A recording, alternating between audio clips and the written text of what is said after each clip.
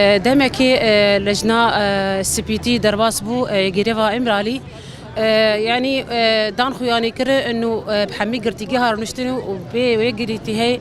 سروكاتيجي طبعا قوتبون ناف ده اللي بيشتي شش ما هذا خوياني كرن هاد خوياني كرن جمر انه خاباندنك شيبويه سروكاتي قد نديتنه جبرولو ام تخازن فين بكن تشما ولو اف خاباندل المكردا بشكل عام كرنه ام فيجي تخازن ايروجي وقوتي ام هاتنه بشجريا جواني خبقن وتوجه أردوغان ده بسكنن إنه بس اشتري يعني حتى كان جيتي هجومتي برد ما زاروك ما قتل عام يبكى ما بقيشينه يعني ما كذب خو زاروك خو قال لك يدانه ومتمن ما قال لك زيادة دايجي وما هيجي بدن أم برسفا أردوغان ددن أم جير بيجن ناشترى بس قتل عام بكى يعني راستيجي يعني دمك يجو أم دبينن ظلم وتعداري نج أردوغان تنيل متي إيش حمد دولتي عالميتي حمد دست خوكرني بردست هفدو وهجومتي برددن كردا حتى كان كي أم تخازن فيتشتي ناس بكن إيش دولتي أوروبي وعالمي أم ناس بكن إنه تشماولو السري ما كردا دكن وقوتي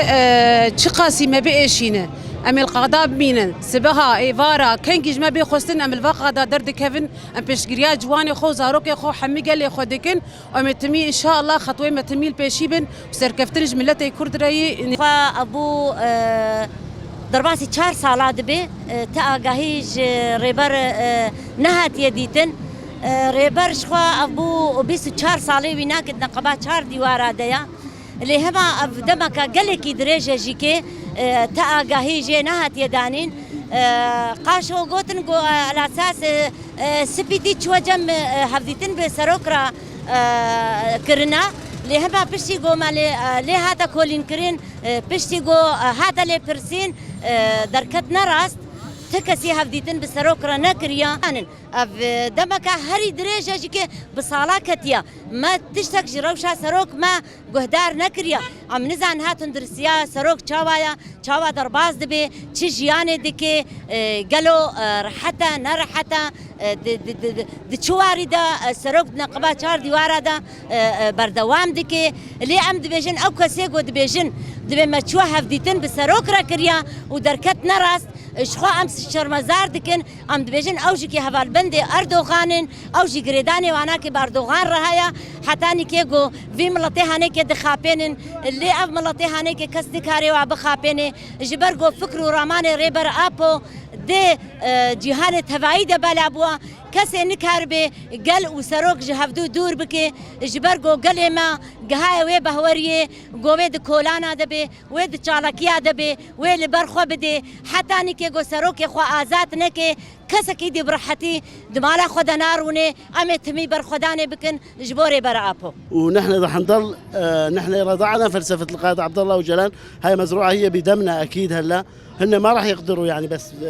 بشكل او باخر كان لها دور يعني انه هدف ضرب الاراده ضرب الفلسفه اللي تلقيناه عن طريق القائد عبد الله وجلال بس راح اقول وبشر انه ما راح يحققوا اهدافهم لانه تنضل على نفس الموقف على نفس الاراده ضرب الاراده مرتبطه بمنهج وفلسفه القائد واولا الامه الديمقراطيه واخوه الشعوب اليوم القائد هنيك راح يوجه رساله لكل المكونات ومن ضمنه نحن كمكون سرياني وكمكون عربي ولا كردي راح يوجه لنا رساله انه يعرف نحن عم نمشي على خلف السياسه فهن حاولوا انه ما تصل هالرساله احنا علمو سريويو هركينا كلنا حنوننا كم مثلينا عمو مكون كردي وعمو عربويو وعمو سريويو احنا كلنا ايذو حذونا واحنا كفيشينا ايذو حذو تشقاسي وقتی کنها ام بیجن روجاوای باکوری سوری وقتی کو ام مشکی دکن ام لسر پیانا ام دبیجنا دولتا ترکی ام تجاری و ظلمات قبول ناکن ام دبیجن گله کرد نب و ایریشا نب کشتنه نب تالان کرنه نب ویران کرنه گله کرد نما عرضا خود برده دماکو عرضا خود برده دولتا ترک فاشیزما ترک وی تشدید خوازی نها اف تجريد لسر سروكاتيه جي تشكرين اف تجريد ام برسيش كسي ناكن ام ما في مروفا ما في انسانيتي جي برس ناكن ام سياسه مداري إنسان حقوقي إنسانية تركي دا أم جواب برزدكن يا هل ترى تجريدا لسر سروكاتية ولسر إريشة لسر روجافاي روجلاتي سوريا وأنجامك جري نا. اليوم صار في عزلة مفروضة على القائد من مدة 20 شهر طبعا، وعم نشوف نلاحظ الهجمات المتكررة على مناطقنا بشمال وشرق سوريا، وهي الهجمات هاي ارتباطها قوي بالعزلة المنفذين على القائد لمدة 20 شهر بدون أي زيارة وبدون أي تصريح عن صحة القائد. اليوم الشبيبة طلعت حتى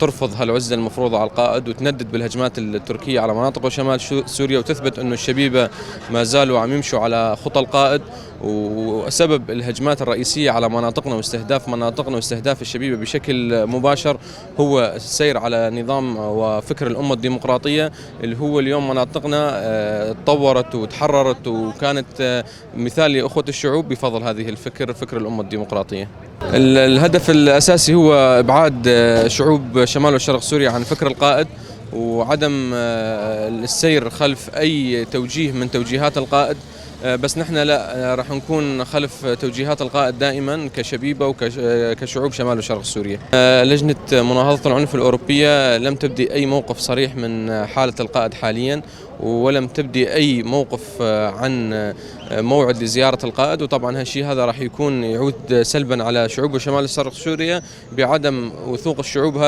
بشمال وشرق سوريا بأي منظمة أوروبية أو بأي منظمة رأسمالية، كونهم هم كانوا السبب الرئيسي باعتقال القائد. طبعا نحن موقفنا كشبيبة في شمال وشرق سوريا، إذا كانت شبيبة عربية وكل الشبيبة الكردية، موقفنا هو استمرارنا بالكفاح والنضال وحرب الشعب الثوري حتى كسر العزلة المنفذة على القائد.